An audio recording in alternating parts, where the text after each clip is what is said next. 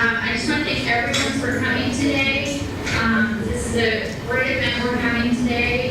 My name is Cassandra Penny. I'm the Clinical Education Coordinator for the Area Health Education Center. I want to thank Rick Valley also for co-hosting the event. We have several representatives here today. We have people from WIC. We have some nutritionists here. We have medical students here. So thank you, everyone. This is a great turnout. We also have Kate Gerardo. We have St. Joe, and we have Fusco. So we have people from all over the state as well. So that's fantastic. I'd like to introduce Dr. Tamara Fusco. She is the medical director of the Family Resource Center and Lactation Services at Mercy Pediatrics. She is internationally board certified lactation consultant and a fellow of the American Academy of Pediatrics. And she's going to talk to us today about the science of breastfeeding. And I will hand it over. Well, thank you. It is certainly a pleasure to be here for our lunch date today. Thanks for coming. Now, so I'm a general pediatrician. I practice in Mercy Medicine Clinic. I also serve as the medical director of lactation services at the hospital in Mercy Springs. And I really got into lactation, or I was asked to sit on our lactation services committee about 7 years ago.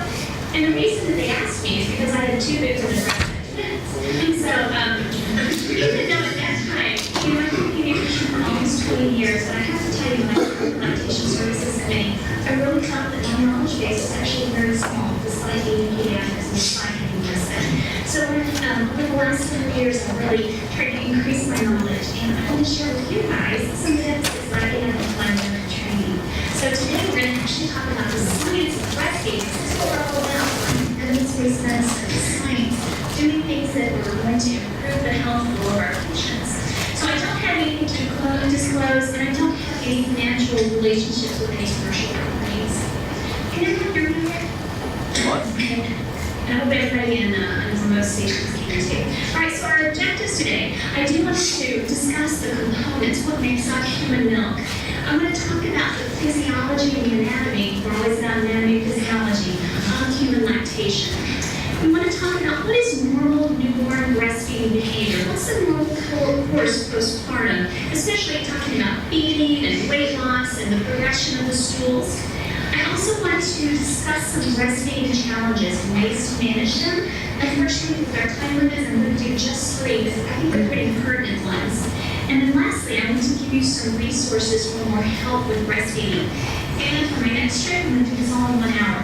Okay, so fasten your seatbelts and let's get going. So, there is a reason behind everything in nature, just like Aristotle said. We're mammals, we make milk, we feed our milk animals, so certainly it's very intuitive that breastfeeding is something very important for our health. And of course, for years, we've always said, breast is best, breast is best, breast is best, breast. And we also said, fertility is really a big deal.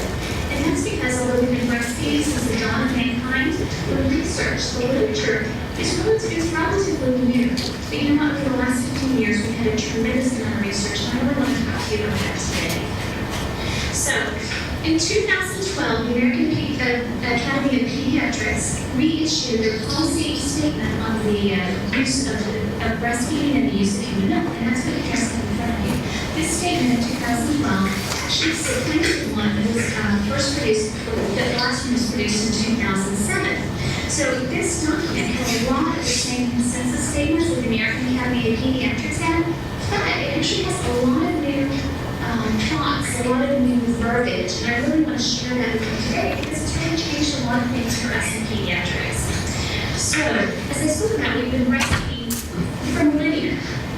But here, for the first time, we actually have a really beautiful compilation of research that's been published in the American Academy of Pediatrics. So this compilation of research emphasized not only the things that we always know about breastfeeding, hey, it's going to decrease ear infections, hey, it's going to help decrease respiratory infections, but really we have striking, compelling evidence that it helps with things like necrotizing enterocolitis. So our most premature babies who get necrotizing enterocolitis have a huge mortality and morbidity rate.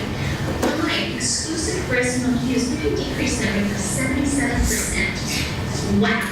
Let me tell you, both of our hospitals here in Springfield are using breast milk now and kind of see use because the research is so compelling. We also see, besides gastroenteritis, yeah, we knew that helped decrease that, but it actually has a huge impact on inflammatory bowel disease, on celiac disease, and certainly on obesity. And what are we hearing that everywhere? Obesity, public health concern. Well, 24% reduction, and that's not just in childhood. That actually extends on to adulthood. So that's a huge, huge impact that breastfeeding has. New studies show that it impacts the incidence of type 1 and type 2 diabetes, and even pediatric cancers, acute myelogenous leukemia, acute lymphoblastic leukemia.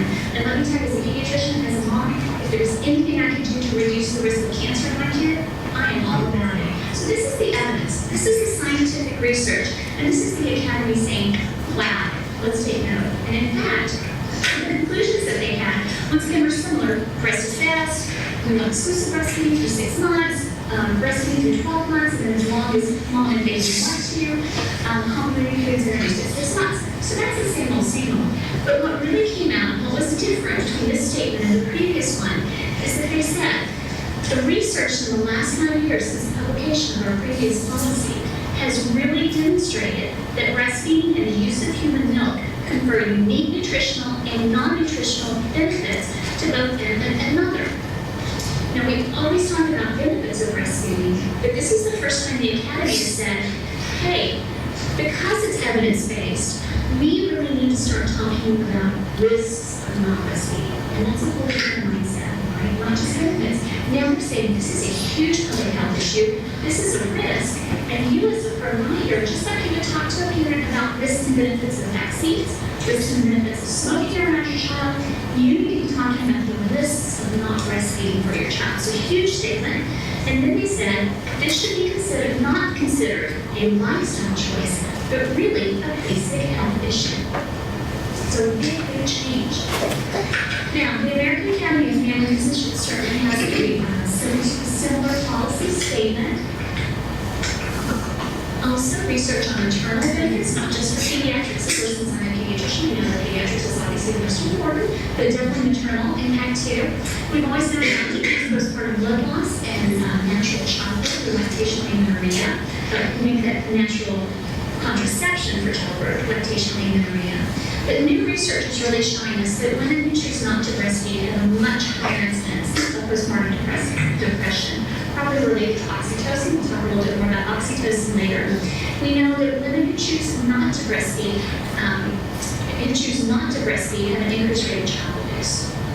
If they do choose to breastfeed, it also impacts the rates of diabetes, of rheumatoid arthritis, even cardiovascular disease, and ovarian and breast cancer. So maternal as well as child health benefits. And of course, ACOG also has a statement once again supporting. So basically, you have all three major medical organizations for physicians who take care of women and children all coming together and saying the same thing. We know that breastfeeding is best for maternal child health, and it is evidence-based. Now, if the evidence hasn't convinced you enough to think that we need to do breastfeeding, here's maybe one more point. Because you know, in the zombie apocalypse, you're not going to be able to make it to the store for formula. So let's go down to the basics. What makes up human milk? Well, human milk is certainly species specific. It's complex and it's a very dynamic, large biological food. You know, and it's not static. It changes all the time. We see it change over time from right after birth until 2 weeks, 2 months, all that. We see variation between mother and mother, between feed to feed, and even during the feed itself. So it really is a very dynamic nutrition. When we compare human milk, we can compare it with other mammalian species, and once again, it really shows how species-specific we are. What you'll notice is that we have a relatively low amount of protein in human milk, by striking difference. Alright, so what's in human milk? Well, maybe I should say, hey, what's not in human milk? And what we see is that certainly it's the perfect nutrition. It's the right amount of fats, protein, and carbohydrates that the growing infant needs. There are digestive enzymes present to help with that immature pancreatic function in the child. Certainly we have huge amounts of immunomodulators as well as direct antibodies, direct immunoglobulins.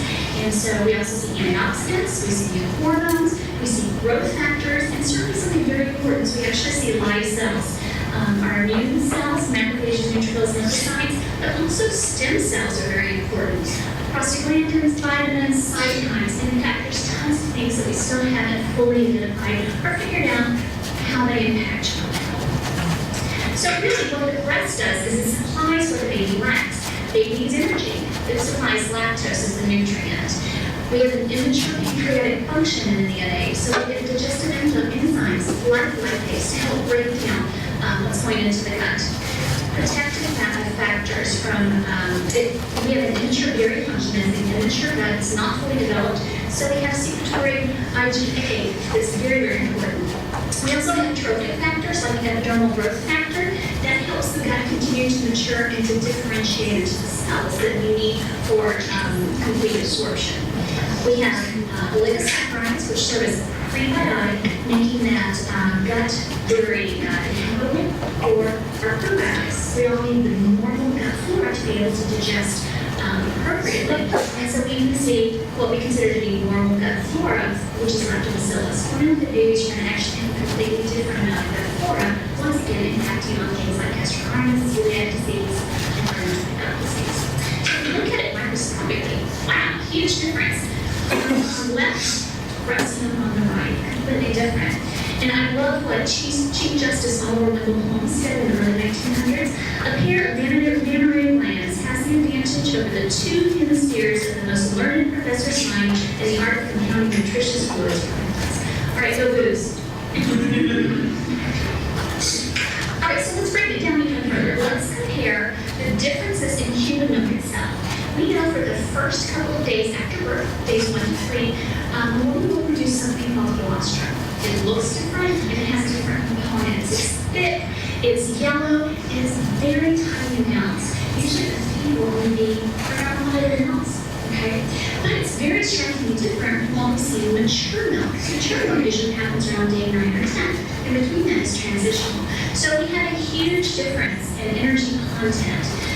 Colostrum, very small amounts of energy. And we'll talk a little bit more about this, but what I want you to remember is that the neonate, the fetus in utero, has a different way of getting energy. You get a lot of glucose from the placenta, right? So the neonate itself doesn't usually break down the glucose taken in the gut. They do a gluconeogenesis by alternate methods, so they don't actually need, because they're still in fetal transition, they don't need as much energy as that baby is transitioned to the postpartum life. And so we have low amounts of energy in colostrum compared to maternal milk. As the main energy source of lactose, obviously it's going to be less in colostrum than maternal milk. But striking difference, big amount of protein, much less in maternal milk. Well, what are some of the things that make up the proteins? Well, of course, our immunoglobulins. And this is very striking too. Look at the difference between secretory IgA and colostrum and maternal milk. This is what the infant needs. We have an immature gut. We're separated from the immune system. We really need a immunologic boost, some protection. We need to differentiate that gut. And you can see that colostrum provides that very appropriately. So, anatomy and physiology. This is just a review. And for the human breast, we have two major components. We have the stroma that supports the second component, which is the glandular tissue. Our glandular tissue is made up of clusters of alveoli small ducts. It reminds me of the pulmonary system, right? We have clusters of alveoli going once we get into bronchioles. Now, so it's the same thing in the breast, the same type of system. We have the ducts that go from the alveoli that actually empty down into the nipple. The breast is flesh colored, with the darker pigmented portion is the areola, and the protrusion, of course, is the nipple. On a microscopic level, as we look at the level of the lactocyte or down to our alveolus, once again, it kind of reminds me of what we see in pulmonary alveoli. We have a very rich vascular supply to the outside of the sacral. The inside is lined with the secretory alveolar epithelium, in this case, lactocytes. Blood milk is reduced from lactocytes, transferred down to the ducts, of course, down into the nipple and out to the baby. So, as far as the physiology of lactation, certainly mammogenesis even occurs in the embryo. We go through puberty and have more mammogenesis. This is what a breast would look like in the non-pregnant stage. You have your basic elements. When a woman becomes start seeing increased levels of estrogen and progesterone. Estrogen is very important for ductal proliferation, and progesterone for the glandular portion proliferation as well. We also will see an increase in vascular supply. We'll see an enlargement of existing vascular structures as well as recruitment of things like the capillary beds to the alveoli of the cell. And so this would be in pregnancy. Now, interestingly, you know that a woman produces colostrum for about 3 to 4 months into her pregnancy. And this is because it's under hormonal control. This is under endocrine control. So what happens at birth? At birth, a woman is going to produce colostrum. The placenta will be removed. That's going to decrease your levels of progesterone, and that is what's going to trigger in the milk coming in. If you heard of that, and it shows around day 2 to 4. So that first few days we have colostrum. We lose that source of progesterone. It stops inhibiting prolactin. Prolactin levels go, and then we start having the production of transitional milk. Certain things can delay this. C-section stresses mom, diabetes can do that, retained placental fragments can do that. So this lactogenesis 2, once again, starts about 2 to 4 days after delivery. And then lactogenesis 3 is the maintenance of mature milk, and that's usually point day 9 or 10. If we look at this in the hormonal component, in pregnancy, we have our increasing levels of estrogen and progesterone. At parturition, we see that progesterone fall off. We certainly have prolactin, which is helping to, increase or preparing the breast to actually do lactogenesis. But it's kind of inhibited by the progesterone. So when we lose the progesterone, we really start seeing peaking of prolactin. And then we also will start seeing impulses of oxytocin. Okay, prolactin is important for milk for milk production and secretion. Oxytocin is more important for the milk ejection reflex. So milk ejection reflex, what is it? Well, remember I said in the beginning, colostrum is under endocrine control. After we lose progesterone, we start becoming autocrine control. So all women, whether they choose to breastfeed or not, will make colostrum initially. What continues to keep the breast milk supply going, it becomes autocrine control. And so what we see is that a nipple will suckle on the end of the nipple, and that gives stimulation that's taken up to the hypothalamus. That gives those nerve messages up to the hypothalamus, which then will act on the posterior pituitary, which is where oxytocin is produced, and the anterior pituitary, the prolactin.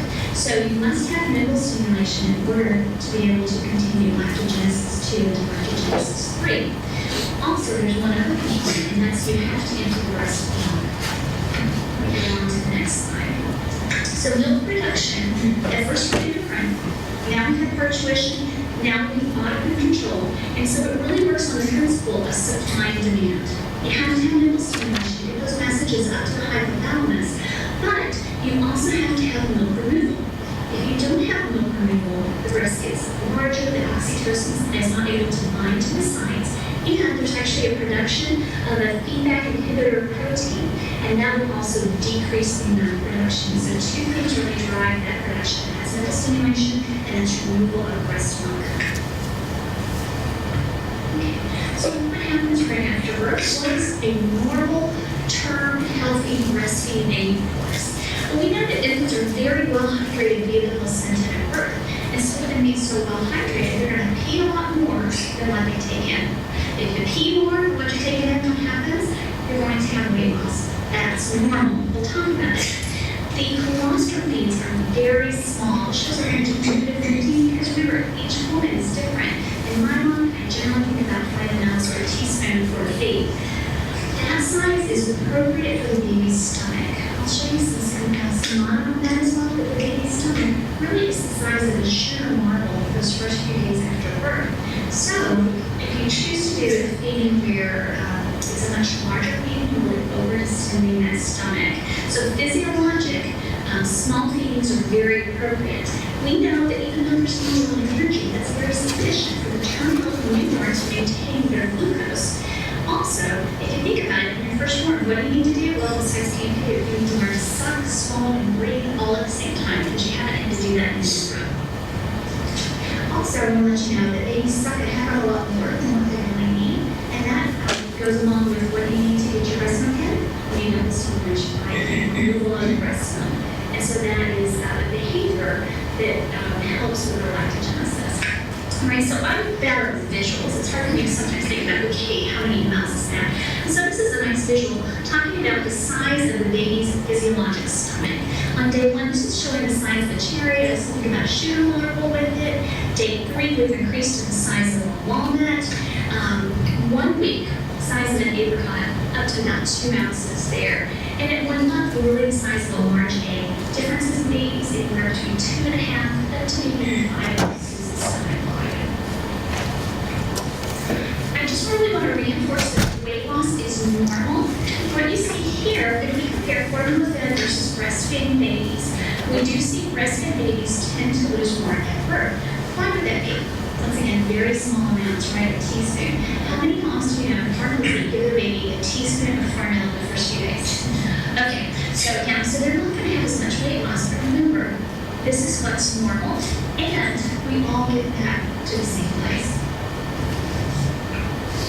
So all the different studies, and there were multiple ones that looked at, because you know, as a pediatrician, you know, okay, so how much is normal, and when do I need to worry that that baby's not doing a healthy course? And really, what we see in our studies is 6 to 7% weight loss is normal for a breastfeeding baby. Now, as part of that newborn course, we want to ourselves have anticipatory guidance, but also to guide our parents. We want to know this is what's normal for a newborn course, and this is what you need to expect.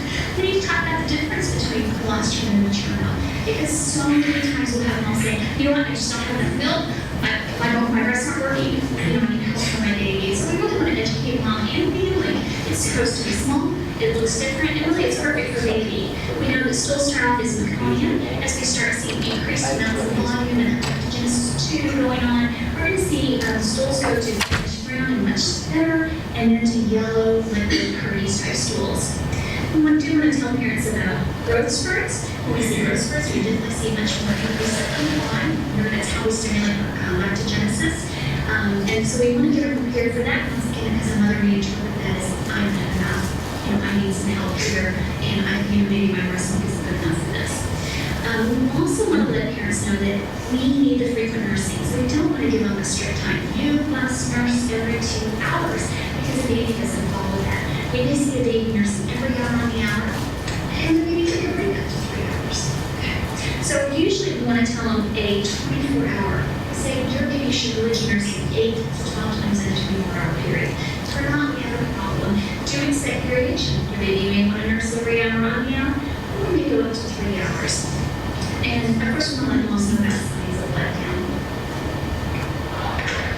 Okay, so most mothers are absolutely capable of breastfeeding, but you know, lactation is like all physiologic functions. You know, diabetes and pancreas is working. Sometimes things don't work, but when we look at the studies, it's really only about 5% of women who truly can't do lactogenesis or can't lactate for various reasons, whether the glandular tissue never developed, whether there was a hormonal problem, perhaps we had a retained placental fragment and progesterone levels in the urine. So that's only about 5%. Now, so most of our lactation failures that we see are actually because we never fully established breastfeeding. And they established it and lost it. And I do have to tell you that a lot of it is from us as a medical profession because we don't know enough, we don't support mom, maybe we give her some wrong advice. And so hopefully we'll all continue learning and increase our successful lactation rates. Okay, so in fact, you know, breastfeeding is so great, right? Maybe we'll all even put it on our CV. Go for your job and go, oh, what do I have to tell you was breastfed? All right, so I don't have a lot of time, and I could spend all weekend talking about this, but Cassandra looked at me, she said she had a holiday weekend, so I'm going to pick 3 of the top breastfeeding challenges that as a pediatrician I deal with every day. In fact, I was at the lab this morning doing nursing rounds, and I already dealt with hyperbilirubinemia today, so we'll be talking about that. First one I want to talk to you about is hypoglycemia, because it's certainly something that I take very seriously as a pediatric health concern. Hypoglycemia is low blood glucose from an imbalance between the glucose supply and the actual utilization of the baby. I want to remind you that energy production in the fetus and the neonate, those first few days after birth, is very different from what we see once we get past those first few days. Gluconeogenesis is actually the non-glucose precursors via pyruvate. You don't have that placenta supplying all that nice glucose from mom, so neonates have enzymes present, but they haven't actually been producing glucose because they've gotten it passively from mom. And they do use alternative energy sources such as ketone bodies. You think about that in diabetes as a problem. That's normal for your fetus and neonate. Transient hypoglycemia actually occurs in all species. I'm going to show you a slide on that. So when we talk about hypoglycemia, we know transient is normal, it resolves spontaneously. It's the persistent hypoglycemia that I get concerned about because I'm worried that there's another illness or that baby hasn't been able to transition from fetal life to infant life and be able to utilize the glucose that is being given to them via the gut. All right, so this is just a study that showed that all babies, breastfed, formula-fed, and it really transcends to all mammals, will initially have a dip in blood glucose after birth and then resolve spontaneously by the second to third hour after birth. And that's normal. All right, so what's not normal? What's the level? Where do I need to worry? Lab published this in Pediatrics in 2000. It really was a big landmark study. I hear this cited all the time. But what she said is significant hypoglycemia is not and can never be defined by a single number that can be applied universally to every individual patient. It is characterized by values unique to each individual and varies with both their state of physiological maturity and influence of pathology. Great. So what number do I use, right? What's that? Well, let me give you some guidelines. What has been generally accepted and is considered a standard of care. First of all, we know we want to be very proactive. We know babies are going to get hypoglycemia initially. We want them to really know. How can we help that process? Well, what we want to do is have small skin right after birth. That does a lot of things. That stabilizes body temperature, it stabilizes respiration, blood pressure, and if those are all nice and stable, what happens? You use less energy, right? You're not trying to have to do that on your own. And so it actually helps stabilize glucose levels as well. We want to try to initiate breastfeeding within 30 to 60 minutes. Now, in one hospital, what we have is we call it kind of the 2-hour golden period. And that's with the baby's skin to skin. We want that other family members in besides dad. Because we really want that baby just for mom, getting that stabilization, getting that normal colonization from her skin, and getting a chance to breastfeed before we have everybody wants to see the baby come in and kind of disrupting things. We want to certainly have those frequent feeds. I put 10 to 12, 8 to 12 is also acceptable, and we don't want to supplement. Why do we want to supplement? We don't have to. But because first of all, we need the baby to suck frequently, right, to get lactogenesis in, and we do it no. If we add in supplementation, perhaps the baby takes in an ounce, we do that someplace about for an ounce. Do you think we're going to want to suck frequently? Not likely, so we end up sabotaging mom. We only want to monitor glucose on at-risk and symptomatic infants, and so I'm going to let you know about those. So what are the symptoms of hypoglycemia? First, they're really non-specific. Change in consciousness, apnea, okay, that one again, coma, you have to think about that one. But how about feeling poorly after they've fed well? Hypothermia, hypotonia, all of those are very non-specific signs of hypoglycemia. So that's a baby that we would absolutely check a glucose on. And this is from 2011, the American Academy of Pediatrics put out kind of this algorithm to help us all figure out, okay, we want to get the babies that need help, but we don't want to do things that are invasive and not needed. Where do we draw that line? And so any baby that is symptomatic, those non-specific signs, we're going to try the glucose. If it's under 40, that's not normal, and that baby needs to go to NICU for IV glucose. Okay? That's not a normal baby, they're symptomatic. What about babies that are at high risk, that may be asymptomatic? Who do we screen? And the recommendations for that late preterm infant, that's that 35 to 37 year old, not term, their systems really aren't mature, they're at more risk. Also, is small for gestational age baby, even if they are term. Once again, they just don't have the same resources.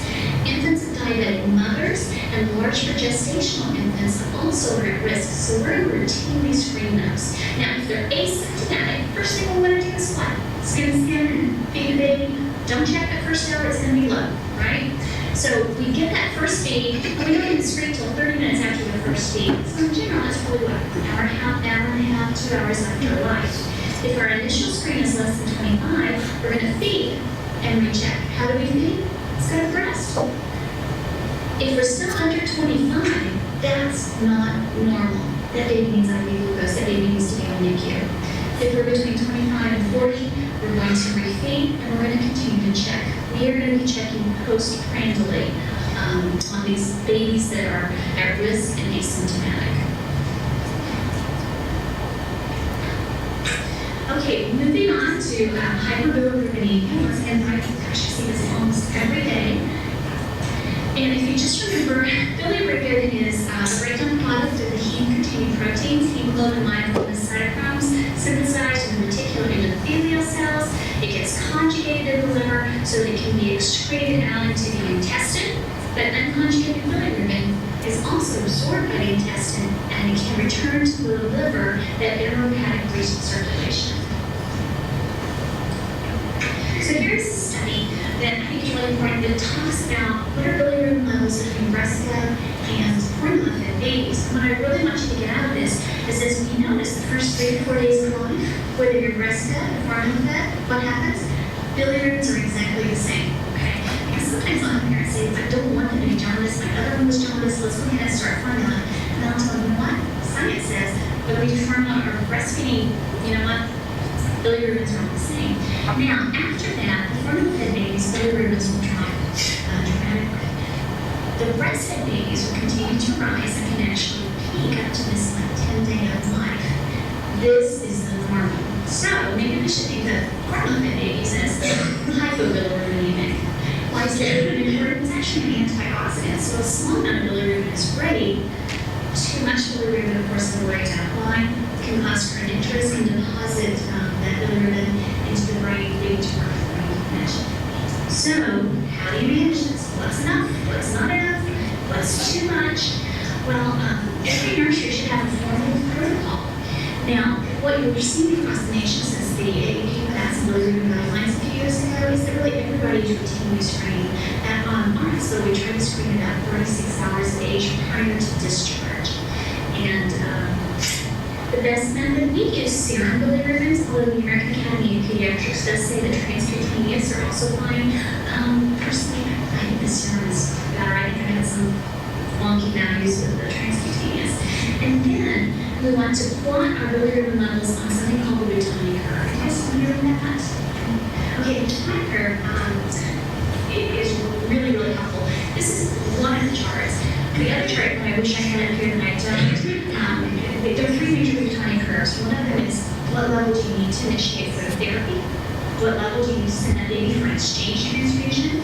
And what about follow-up? Is that baby going to be at risk even if they don't qualify for therapy now, or are they at risk later on?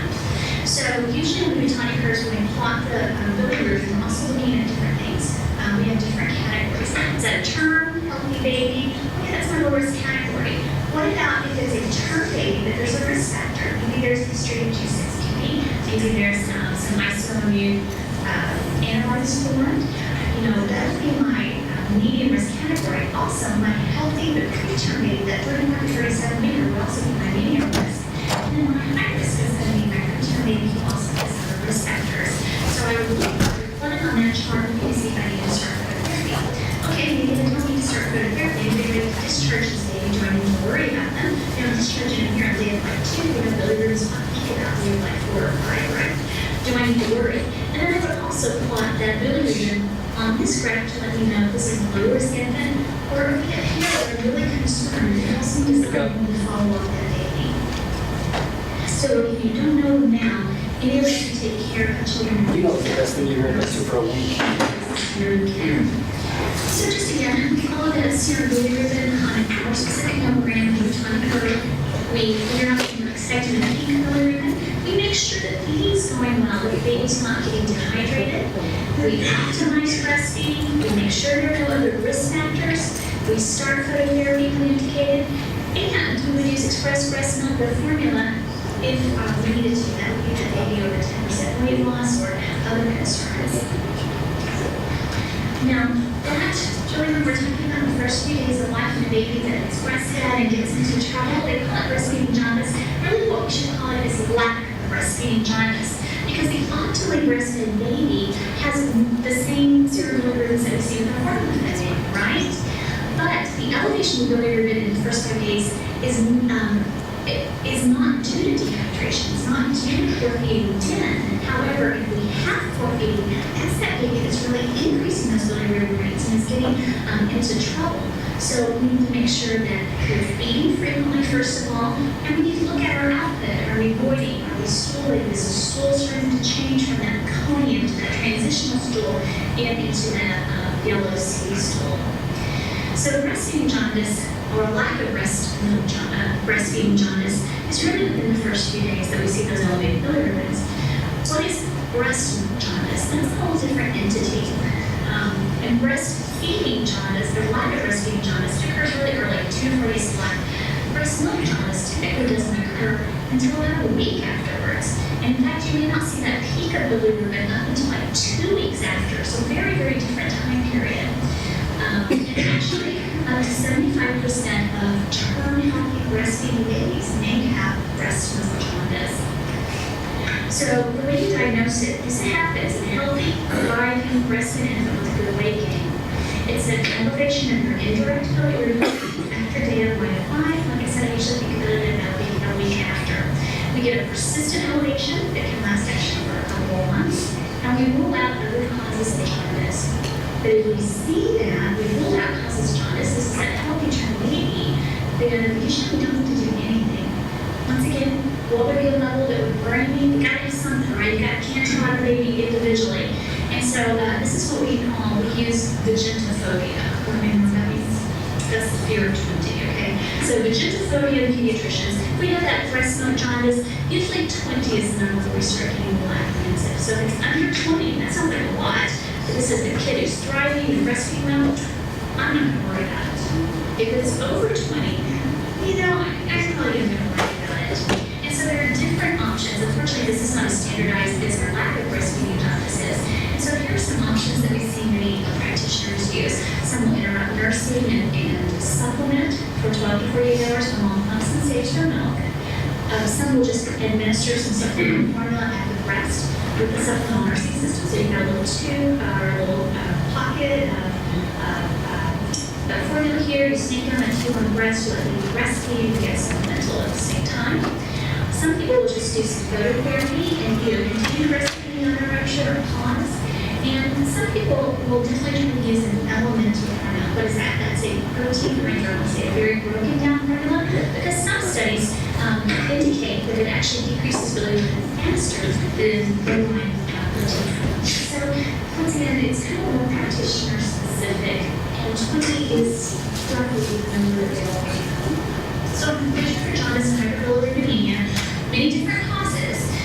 Breast milk is not the problem. It's usually not having enough breast milk that's the problem.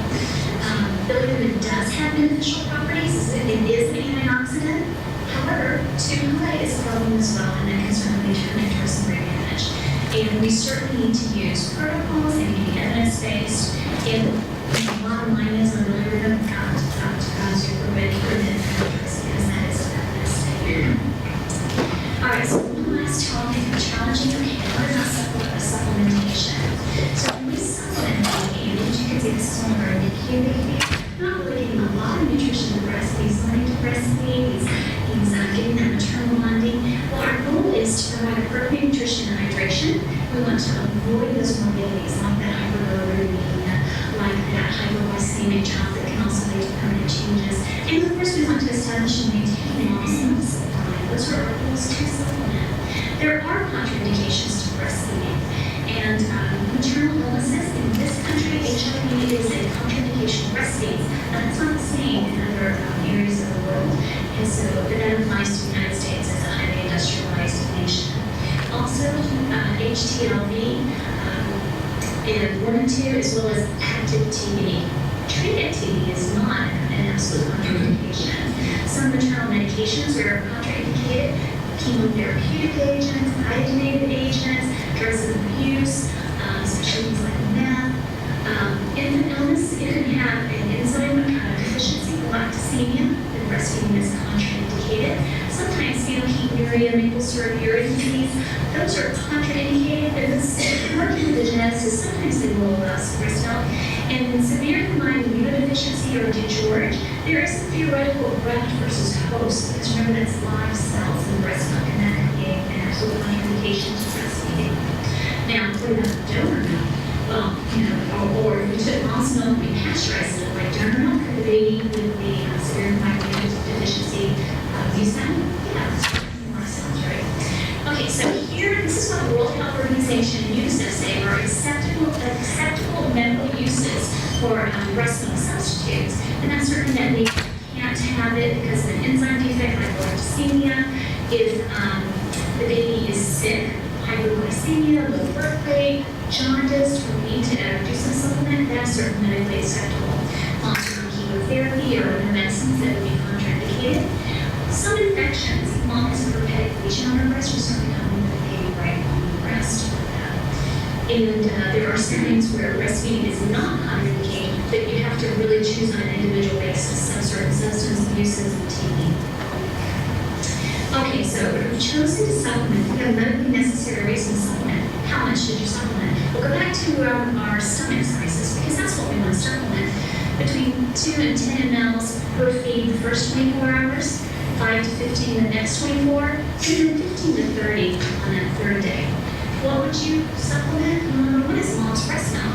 If baby is coming in different time, let's do some hand expression, let's do some pumping. Let's get mom's breast milk first as a supplement. If we don't have that available, my very next choice is pasteurized donor breast milk. Like I said, I know at both of our hospitals we have that available, and so wherever you guys end up, I'm starting to look to that to have that as my next choice. Elemental or hypoallergenic formulas, that's that protein hydrolysate that we talked about. Why is that important? Well, you don't sensitize a baby for allergic reasons, right? We're not giving bovine protein. We actually decrease your bilirubin faster. And I think parents really see this as a medical treatment. Hey, I'm treating you, your breast milk is perfect, I'm going to treat you medically. This is just a bridge, we're going to go back to your breastfeeding. My next choice would be bovine formula, then soy formula, and glucose wort. And I tell you, I don't use glucose wort other than using procedures. How to supplement? In developing countries, we usually use a cup. In developed countries, really bottle feeding is more common, but there's lots of different techniques. These are some that you'll see across the world. This is a cup feeding right here. This is a paladin that we use in India. This is that supplemental nursing system with finger feeding where you have the supplement here and a small elastic tube. Also, snake it on a breast so baby can breastfeed at the same time. That's syringe feeding. We don't use that periodontal syringe anymore because you can actually have some trauma to the baby with that, but you start doing different types of syringe feeding. The way you choose the way to supplement is you figure out what you want. Is it a short-term supplementation? Is it long-term? Is it easy? Do parents have finances? Do they not? How do we with the hygienic sources? How are we going to keep this clean? And so you just kind of look at what you need individually on that patient. So constant availability. Is it easy to keep clean? What about the baby? If it's a cardiac baby that needs supplementation, we really need to choose a supplementation system that's easy, that doesn't cause a lot of work and loss because we're really trying to increase the calories in that cardiac baby. Long-term, short-term, and does it actually enhance breastfeeding skills? If you have a supplemental nursing system, if mom's not breastfeeding well, we choose to supplement. By putting that supplemental nursing system on the baby, we continue to enhance those skills and continue to practice breastfeeding. I just wanted to show you a study. This was by Howard of 2003 in Pediatrics, and it does show that cup feeding is very safe, and that cup feeding and bottle feeding actually increased rates of breastfeeding. She also made the point that supplemental feedings, regardless of method, cup or bottle, all had a detrimental effect on breastfeeding duration. So when we choose to supplement, we need to remember that. We obviously supplement for medical needs, but we do need to realize that we actually be shorting that length of breastfeeding for that done yet. When do we not supplement? Well, we don't supplement for non-medical needs. If mom says, oh my gosh, I just don't have enough colostrum, what we do is we educate them. Your colostrum is great. We just need about a teaspoon. That's normal. That's what the baby needs. We don't do it to bypass the baby. When that baby's skin to skin, we talk about nursing and helping that mom. We don't do teaching that baby to take a bottle of litter. Now, pacifiers and bottles, the American Academy of Pediatrics recommends that pacifier use until 3 to 4 weeks of stage or until breastfeeding is firmly established. And I would go the same way with an artificial nipple. A sleepy baby, letting the mom breast, and we don't try to do any prophylaxis. We don't try to prevent weight loss. We don't try to prevent hypoglycemia or prevent hypobilirubin because we know that whether it's formula or breastfeeding, all live at the same point, right? Just at different times. We know that bilirubins are exactly the same in formula versus breastfed babies for those first 4 days. So really all we're doing is sabotaging that lipogenesis and not actually truly helping. And what happens if we choose to supplement and really we didn't need to? Well, we need to realize that we may have some consequences from that. We'll alter the gut flora. The lactose is very normal in a breastfed baby, but we see absolutely different colonization of bacteria in the formula fed baby. We can also increase our allergic disease by sensitizing to foreign proteins, especially bovine proteins. We can certainly cause nipple confusion or preference because it's a very different mechanism to suck from a model than it is from a breast. The model is much more on the anterior now. In breastfeeding, that breast is taken all the way back to the edge of the heart count. So very, very different muscular strategies for breastfeeding versus nipple feeding. We can certainly interfere with our normal frequency of feeding because the babies tend to take larger volumes with it. We can also kind of give parents a distorted message about how frequently they should be feeding. If we're supplementing, we're not going to see that 8 to 12 times a day because you take larger volumes and you don't need it. And we're certainly not helping support mom in her confidence. She's in a fragile state anyway, hormones are crazy, and she thinks, oh my gosh, my breast milk's not good, my body can't do it, really not supporting her with that confidence. And of course, we know supplementation will decrease the rate of exclusive breastfeeding. Once again, just another study that shows supplementation with glucose water versus no glucose water and the effect on the duration of breastfeeding. Okay, so those are pretty quickly. Gone through pretty quickly. So I do want to give you these resources. Obviously, it's hard to be an expert within 1 hour. I'm sure I had many years as a pediatrician. When I started this, I certainly didn't feel like an expert. So where did you go with further education? Well, there are definitely international as well as national resources that you can go to.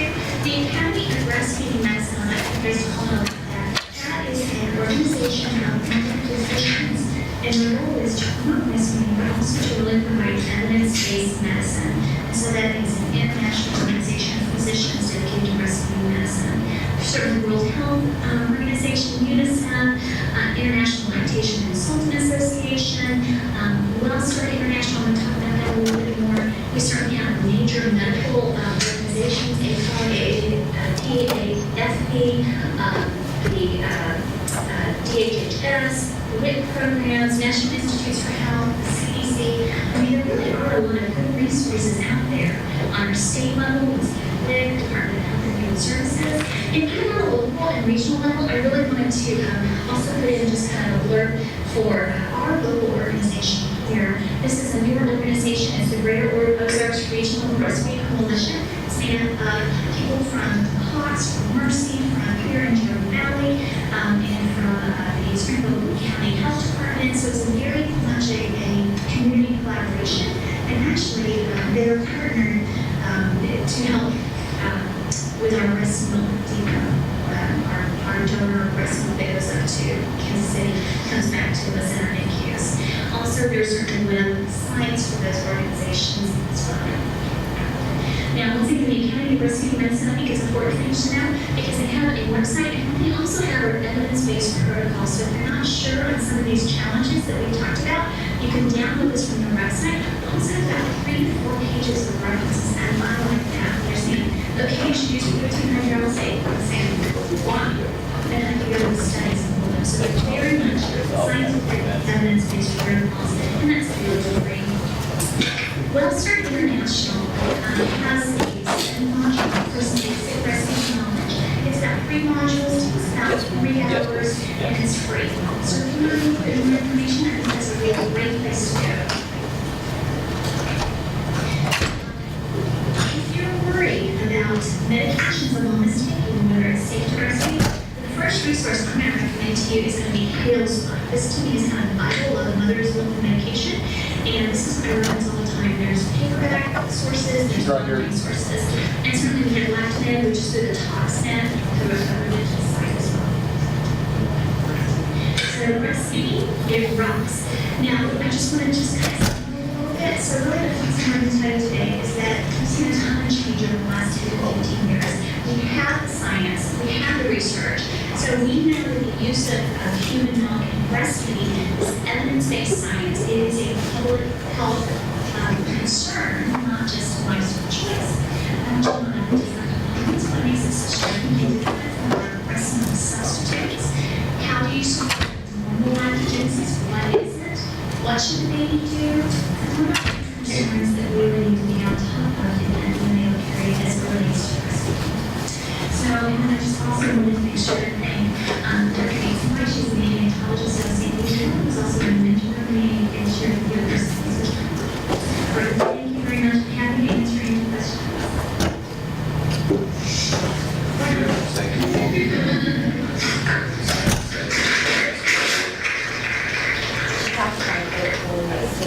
I did it in the hangover.